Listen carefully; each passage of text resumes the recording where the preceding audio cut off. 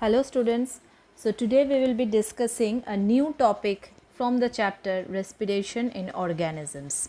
So what we are going to discuss today? Today we will be discussing about breathing and respiration in other animals, right? Now other animals, what today we will be discussing? Today we will be discussing among the other animals today earthworm, then fish and in insects. Okay, that is how the respiration take place in case of earthworm, in case of fish and in case of insects. Okay, so let's proceed. Now in our earlier classes we have learnt about the breathing organs of human beings and how does the process of breathing take place inside human beings, isn't it? So you all know that this process respiration, okay, it is an integral part of the living organism. Okay, so just like the human beings, okay, the animals such as what, such as cows, buffaloes, dogs, cats, lion, goats, deer, elephants, okay, frog, lizards, snakes and birds, they also have lungs for breathing. Okay, that is the class of mammals. Okay, like in higher class when you will be discussing, when you will be studying about the classification of animals, there will come to know about the different classification. Okay, so like mammals, okay, the animals that comes under mammals, okay, their respiratory organ is respiratory organ is lungs. Okay, and in case of reptiles, like you can say lizard, okay, snakes, okay, sometimes few species of snakes are also there, those who have got the breathing organ as lungs, right? Now so the process of breathing and respiration in these animals, that means the animals those who are having their respiratory organ lung, okay, it is similar to that in humans. Okay, but the animals which do not have lungs for breathing, okay, for example you can say earthworm, fish, then insects like cockroach, grasshopper, mosquitoes, houseflies and ants, okay, they undergo the process of breathing in different manner. Okay, so today we will be learning about that only. Okay, so let's proceed with our first organism, that is earthworm. Okay, now earthworm, what is the main respiratory organ of earthworm? The earthworm, they breathes through its skin. Okay, now the skin of the earthworm, it is thin and moist, okay, slippery. Now gases, they can easily pass through the skin of earthworm. Gases means the exchange of gases, that is oxygen and carbon dioxide gas. Okay, and the skin of the earthworm, they has got what, they has got good blood supply, right? So the earthworm, they absorbs the oxygen they needed for respiration through its thin and moist skin.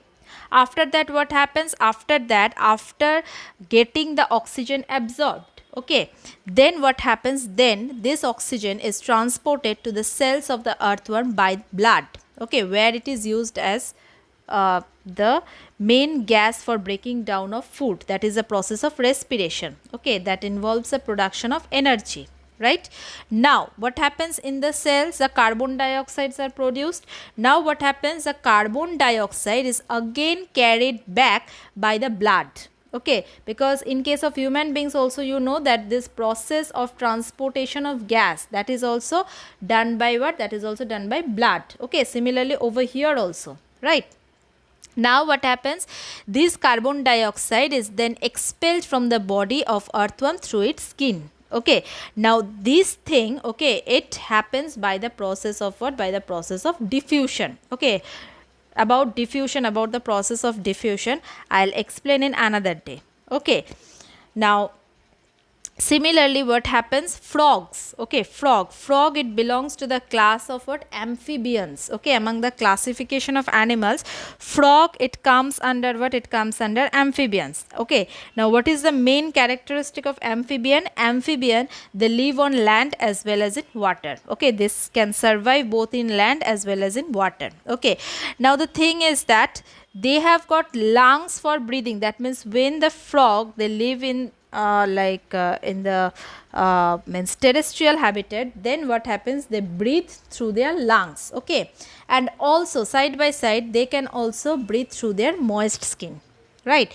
So the frog is an animal which can breathe through lungs as well as its moist skin. Okay, so the main breathing organ in earthworm is what? It is skin, and in case of frog it is both lungs as well as the moist skin. Okay, here you see the process of diffusion. So the process of diffusion, what happens? The process of breathing, it take place in case of earthworm. Okay, it breathes through the moist skin. Okay, earthworm, they absorb oxygen and they expel out carbon dioxide through its skin. Okay, and inside their body, what happens? That gas, it is carried via the blood. Okay, now our next organism is what? Is fish. Okay, so fish, they lives where? They lives in water. Okay, now what is their main breathing organ? Their main breathing organ is gills. Okay, now gills are the organs which help the animals living in water to use what? To use the oxygen dissolved in water for breathing. Okay, now gills, they are actually what? They are actually the projections of the skin. The skins are only projected to form the gills. Okay, now gills, they have also good blood supply. Okay, that means the gills, they are enriched with blood vessels through which what happens, the exchange of respiratory gases, it take place. Okay, now the question is how these gills, it helps the fish in the process of breathing. Okay, now how do they do? The fish, they have got gills on both the sides of their head. Okay, it is covered by what? It is covered by operculum. Okay, a part, it is means the gills, it is covered by that operculum, right? Now what happens? The gills are covered by gill cover. Over here in your book you will learn about gill cover, but the main thing is what? It is operculum. Okay, so since it is covered, so it is not visible from outside. Okay, now what happens? The fish, okay, for breathing, they uses the oxygen which is dissolved in water. You all know that water contains what? Dissolved oxygen and carbon dioxide. Okay, so what happens? The fish, they breathes by taking in water through its mouth. Okay, through its mouth it takes the water and then they send the water over the gills. Okay, then what happens? When the water passes over the gills, then what happens? The gills, they extract the dissolved oxygen from this water. Okay, now this extracted oxygen, it is absorbed by the blood and it is carried to all the parts of the fish for the process of respiration, that is for the process of release of energy, right? Now along with the releasing of energy, carbon dioxide is also produced. Next what happens? This carbon dioxide, it is brought back by the blood into gills for expelling into the surrounding water, right?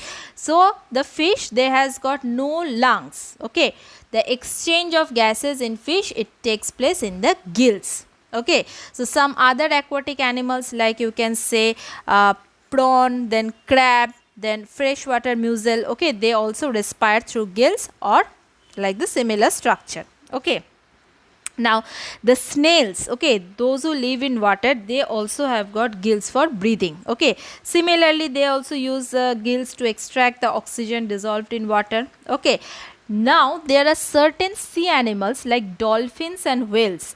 Now these dolphins and whales, okay, one thing, they do not belong to the class of fish. Okay, dolphins and whales, they belong to the class of what? They belong to the class of mammals.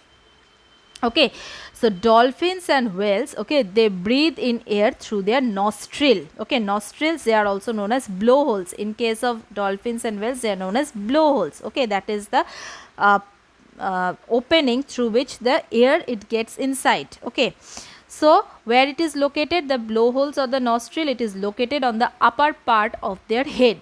Okay, now what happens? How do they breathe? Dolphins and whales, they come to the surface of seawater from time to time to breathe in air. Okay, they do not have got what? They do not have got gills. Okay, and we human beings, we cannot able to survive under the water. Why?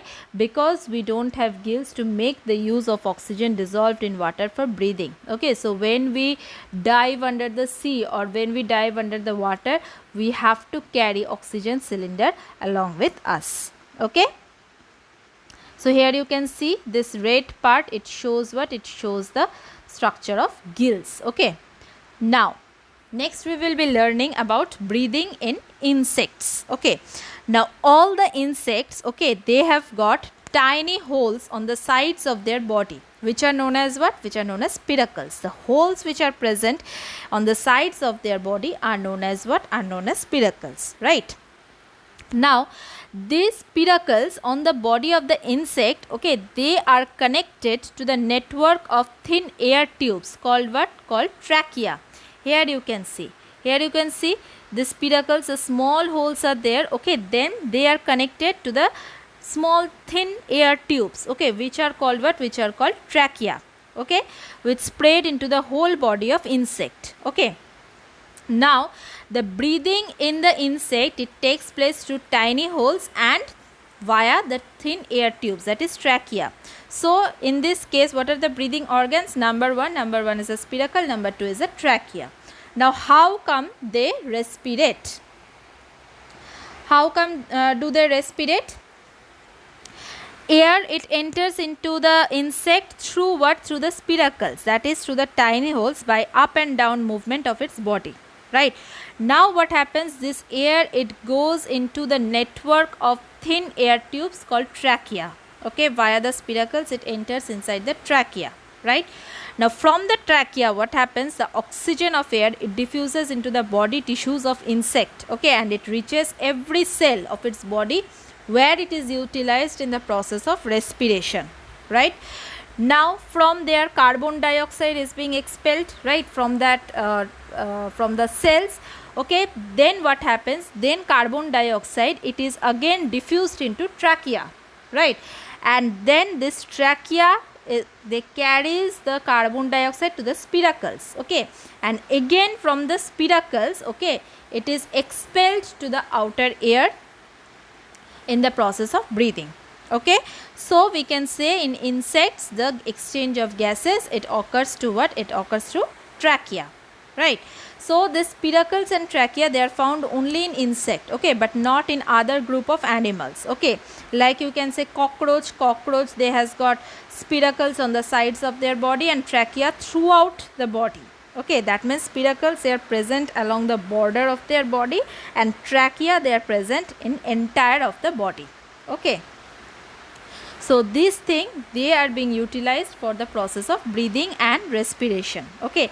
Other insects such as what? Such as grasshopper, mosquito, housefly, bees, wasp, they also have got spiracles and trachea for breathing and respiration. Now one thing, insects, they have blood in their body, okay, but it is not red like human beings or other mammals. Why?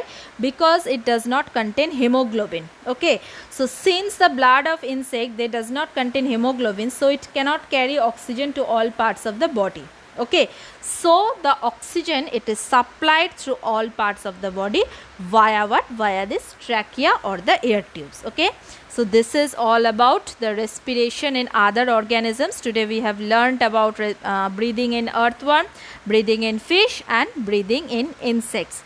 Hope you all have understood, okay. So thank you everyone.